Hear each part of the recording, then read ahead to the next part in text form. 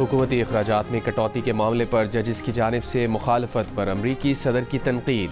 कहा, उम्मीद है जज मुझे वो करने देंगे जिसके लिए अवाम ने मुंतखब किया। अगर जज कहे कि हम किसी अमल का जायज़ा नहीं ले सकते तो मुल्क के लिए अफसोसनाक है। बहुत बड़े पैमाने पर धोखा दिया जा रहा है। जज हमें फ्रॉड का पता चलाने से कैसे रोक सकते हैं? अदालती फैसले के खिलाफ अपील करें तो मामले में ताख़ीर होती है।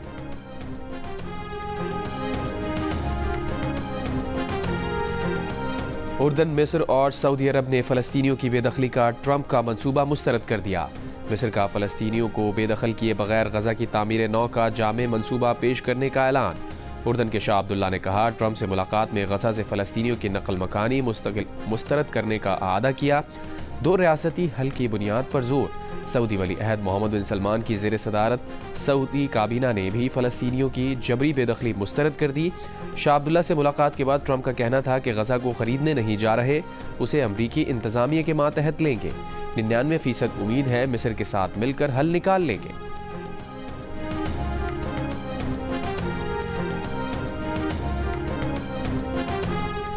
वज़ीर आज़म ने वफाकी काबीना का इजलास आज तलब कर लिया। ज़राए के मुताबिक इजलास आज सुबह 11:15 बजे होगा।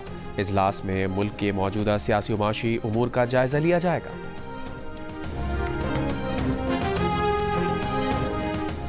वज़ीर आज़म के सियासी मुशीर राना सना ने सुप्रीम कोर्ट के 2 जजेस के खिलाफ रेफरेंस लाने का इंदिया दे दिया। एक इंटरव्यू में कहा, सुप्रीम कोर्ट के 2 सीनियर जजेस का बाज़ मामलात में तर्ज अमल ऐसा है जिस पर रेफरेंस बनाया जा सकता है। 2 सीनियर जजेस हर मामले पर ख़त लिख देते हैं।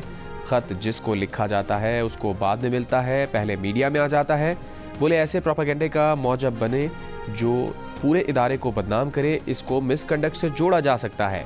वो सुप्रीम कोर्ट में काम ही नहीं चलने दे रहे।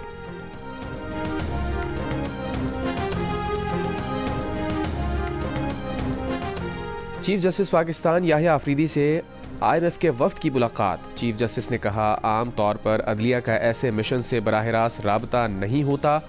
अदलिया आज़ाद इदारा है और बतौर सरबराह इसकी खुद मुख्तारी का तहफ़्फ़ुज़ उनकी ज़िम्मेदारी है। मुलाकात में चीफ जस्टिस ने जुडिशल कमीशन से मुताल्लिक़ अहम आइनी पेशरफ्त और इस्लाहात पर रोशनी डाली। आला सतह पर अदालती तकर्रियाँ, अदालती एहतसाब और जुडिशल कमीशन की तंजीम नौ के बारे में बताया।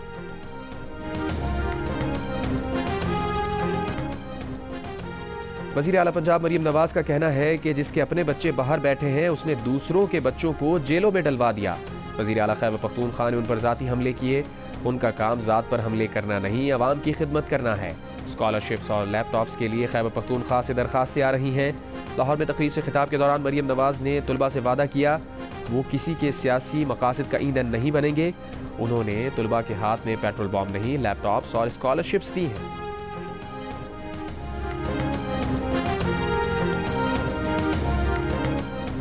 महमूद खान अचकज़ई की रिहाइशगाह पर अपोजिशन जमातों के कायदीन की बैठक।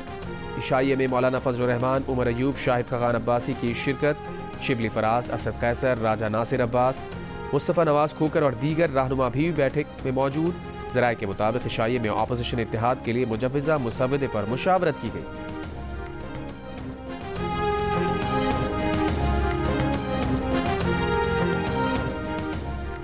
सेनेट में अपोजिशन लीडर शिबली फराज ने जजेस के तकर्रुर पर सवाल उठा दिया। कहा, 26वीं आईनी तरमीम अदालत में चैलेंज है, फिर क्यों जजेस की तैनाती हो रही है? जब प्रोसेस गलत हो तो तैनातियां कैसे ठीक होंगी?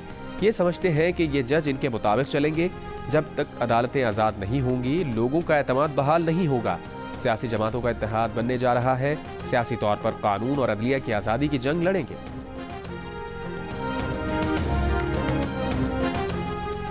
फौजी अदालतों में सिविलियंस के ट्रायल के फैसले के खिलाफ इंट्रा कोर्ट अपीलों पर समाअत। सजा याफ्ता शख्स के वकील सलमान अकरम राजा के दलाल देते हुए कहा, सुप्रीम कोर्ट ने अपने फैसले में करार दिया कि आर्टिकल 175 की शिक 3 से बाहर अदालतें कायम नहीं हो सकती। आर्मी ऑफिसर्स पर भी आर्टिकल 175(3) का इतलाक होना चाहिए। सलमान अकरम राजा ने लॉ रिफॉर्म्स ऑर्डिनेंस कलअदम करार पाने के फैसले का हवाला दिया तो जस्टिस मोहम्मद अली मजहर ने सवाल किया कि फैसले में जिन चीज़ों की निशानदही की गई क्या उस पर कानून साजी हुई? उस पर जस्टिस जमाल बंदुखेल ने कहा, मालूम नहीं पार्लियामान किन कामों में पड़ी हुई है। जो बातें यहाँ कर रहे हैं वो पार्लियामान में करने की हैं। जस्टिस जमाल ने यह सवाल भी किया, क्या मुल्जिमान का मिलिट्री कोर्ट्स हवालगी को चैलेंज ना करना लापरवाही नहीं? सलमान अकरम राजा ने कहा, पटिशन फाइल करने से पहले ही अहले खाना की कॉल आ जाती थी कि दायर दरख्वास्त ना करें।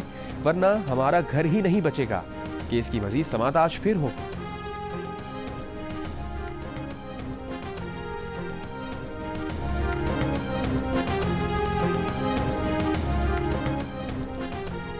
शेबन नैब लेफ्टिनेंट जनरल रिटायर्ड नज़ीर अहमद भट्ट ने कहा है कि अगर सिंध में कोई सिस्टम चल रहा है तो सबूत लाएं, वो कार्रवाई करेंगे। कराची में बिल्डर्स एसोसिएशन के वफ्द से गुफ्तगू में कहा, इस वक्त कराची में 7,000 एकड़ से ज़्यादा ज़मीन मशकूक इंदराज की कैटेगरी में आती है। जाली इंदराज किए गए हैं, बहुत से घपले हैं। अगर इस पर कार्रवाई की गई तो सबसे ज़्यादा खदशात आबाद की तरफ से सामने आएंगे। अगर इस अराजी को ही रेगुलराइज कर दिया जाए तो इतना रेवेन्यू मिलेगा, कराची दुबई और पेरिस बन जाएगा। शेबन नैब ने कहा, कराची में 5 साल में 1 लाख के करीब इमारत बनी है, जिनमें से सिर्फ 14,000 रेगुलराइज हुई, जबकि 86,000 बगैर NOC के बन चुकी हैं। बिल्डर्स हुकूमत के साथ बैठकर इसका हल निकाले। अदालती हुक्म तक नस्ला टावर जैसा कोई काम नहीं करना चाहते।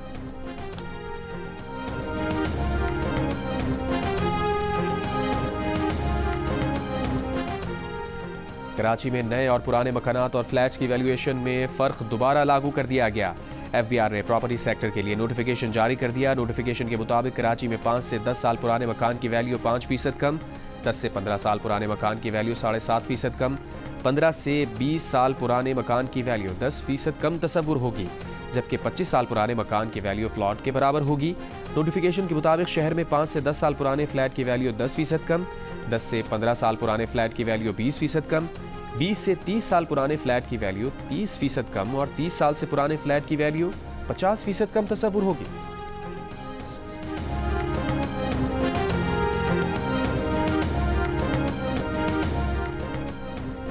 हफ्ते तक गजा से तमाम यरगमाली रिहा ना हुए तो इसराइल जंग बंदी तोड़कर हमले शुरू कर दे।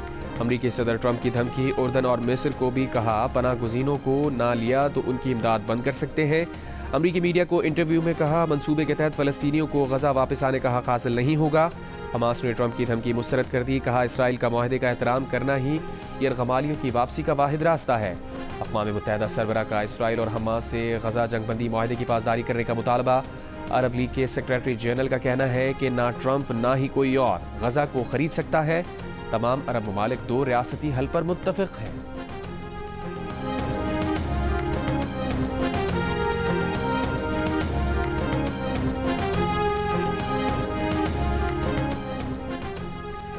इसराइली फ़ौज की जंग बंदी मुआहदे की खिलाफ वर्जियाँ जारी। रफ़ा में फायरिंग, 1 फ़लस्तीनी शहीद। इसराइली फ़ौज गजा से फसपा होने से पहले जासूसी आलात छुपा गई। कई मकामात पर छुपे इसराइली जासूसी आलात घरों को वापस आने वाले फ़लस्तीनियों के हाथ लग गए। यमन के हूसियों ने गजा पर दोबारा हमलों की सूरत में इसराइल को निशाना बनाने का कह दिया। यरगमालियों के अहल खाना का नेतन्याहू के दफ्तर के बाहर मुजाहिरा। पुलिस का मुजाहिरीन पर तशद्दुद। मुजाहिरीन का यरगमालियों को हर सूरत रिहा कराने का मुतालबा। गजा की तामीर नौ के लिए $53 अरब से ज़ायद दरकार होंगे। अक़वाम मुत्तहिदा ने इब्तदाई तख़मीना बता दिया।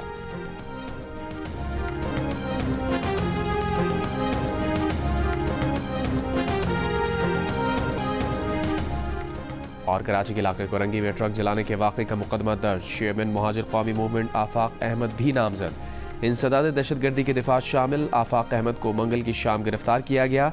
आफाक अहमद के वकील का कहना है कि मुकदमे में दहशतगर्दी की दिफात नहीं लग सकती।